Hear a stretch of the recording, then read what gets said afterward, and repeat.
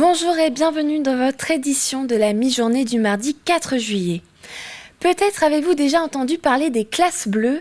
Il s'agit d'un stage intensif de 2 semaines pour encourager l'aisance aquatique des plus petits. Ce plan de prévention a été lancé par l'État pour lutter contre les noyades des enfants qui en sont les principales victimes dans les piscines. Pendant ces 2 dernières semaines, les classes bleues ont pris place au centre aquatique Océanide à Fontenay-le-Comte. Alix Lanos nous emmène suivre une séance de stage. Regarde la copine, comment elle s'allonge bien, la copine. Regarde comment elle fait. Oh là là là là, toute seule. Toi aussi, tu sais faire? Au bord de la piscine, le maître nageur ne donne pas de consignes précises, mais encourage les élèves. Ils ont entre 4 et 6 ans. À cet âge, la coordination n'est pas toujours suffisante pour apprendre à nager. Le but ici est donc simplement de se familiariser avec l'eau. C'est comme la baleine en fait. Et en plus, la baleine, elle fait ça. Et aussi, j'ai récupéré dans les anneaux, des anneaux au fond de l'eau. Maître nageur depuis 25 ans, Yann Serpollet a reçu une formation spécifique de 5 jours pour encadrer ses élèves de maternelle. Ne pas donner les solutions, ne pas chercher l'objectif réussite, c'est vraiment laisser l'enfant évoluer à son rythme, un petit peu à l'instar de ce qu'on fait aussi avec les bébés dans l'eau.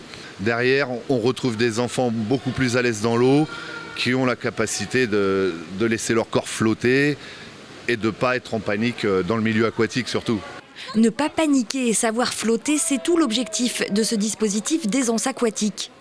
Baptisé Classe Bleue, il fait partie du plan de prévention des noyades lancé par l'État. C'est la première année qu'on met en place des classes bleues. L'idée, c'est les enfants de 4 à 6 ans, de leur apporter l'aisance aquatique par une période de 15 jours intensive où ils sont présents à la piscine tous les après-midi de manière à pouvoir être en aisance totale à la fin de la séance. Un stage intensif qui permet une véritable progression de l'enfant et qui pourrait sauver des vies. Chaque année en France, les noyades accidentelles sont responsables d'environ 1000 décès. Et sur les 1000 noyades accidentelles, 400 ont lieu pendant la période estivale, ce qui en fait la première cause de mortalité par accident de la vie courante chez les moins de 25 ans. Un rassemblement est prévu demain à 16h15 devant l'ancienne gare de Velluire, près de Fontenay-le-Comte, pour demander la réouverture d'une halte ferroviaire. Une décision de la région devrait être rendue dans quelques jours. Le collectif de citoyens du territoire a déjà récolté plus de 900 signatures pour leur pétition d'un arrêt de train. Les manifestants sont invités à venir avec une valise pour simuler l'embarquement d'un train. L'Assemblée générale du MEDEF Vendée s'est tenue jeudi dernier à l'ICES de La Roche-sur-Yon en présence du président national Geoffroy Roux de Bézieux. Le thème abordé était l'innovation. 5 entreprises vendéennes ont d'ailleurs été récompensées dans 5 catégories différentes. D'autres points ont été traités durant la session, les entreprises face à la transition énergétique et environnementale, mais aussi l'impact des dernières crises comme le Covid et la guerre en Ukraine. L'innovation, c'est quelquefois des micro-innovations. On peut innover en étant dans le meuble en bois, on peut innover en étant dans, je sais pas moi, les couverts, les casseroles, tout ce que vous voulez. Ce que je veux dire, c'est que c'est pas que les startups, c'est pas que l'intelligence artificielle. Bien sûr que c'est important, bien sûr que c'est passionnant, bien sûr qu'il en faut.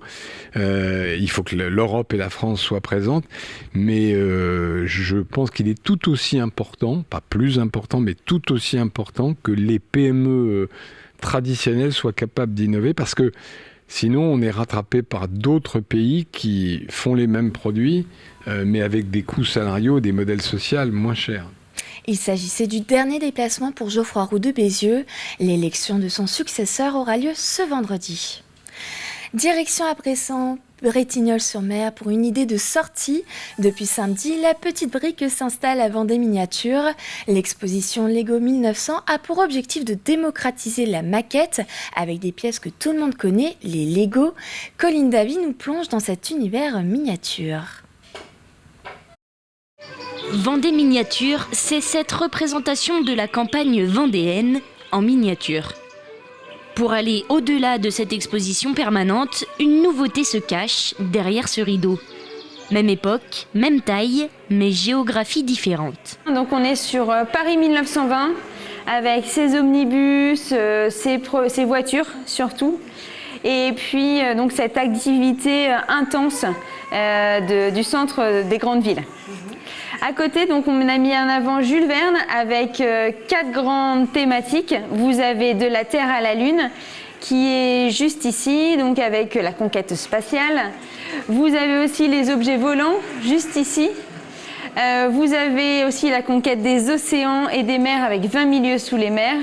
Et enfin, vous avez cette maison d'acier géant vapeur. Les grandes découvertes sont reconstruites en Lego, un moyen pour le musée de démocratiser la maquette. Les Lego, tout le monde connaît, c'est devenu un objet du courant pour toutes les familles françaises, entre autres. Et du coup, les petits, les grands connaissent. Et c'est pour mettre en avant et démocratiser la partie maquette, en fait, puisque finalement, ce que vous voyez dans le musée, ce que vous voyez ici, ce sont des maquettes, mais utilisées différemment.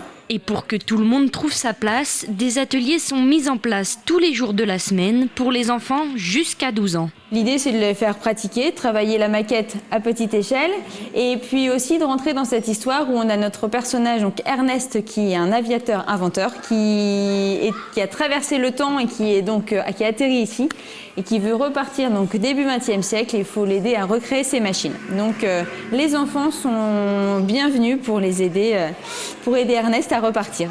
Si ces ateliers se terminent fin août, l'exposition restera en place jusqu'à la fin de l'année. Pour cette première semaine de juillet qui annonce l'arrivée des vacances, la rédaction vous propose chaque jour des conseils pratiques pour l'été. Aujourd'hui, direction les centres communaux d'action sociale pour parler des registres pour les personnes vulnérables. Sur la base du volontariat, les personnes âgées de plus de 64 ans et les personnes en situation de handicap peuvent s'enregistrer sur ce registre afin d'être contactées et accompagnées en cas de forte chaleur.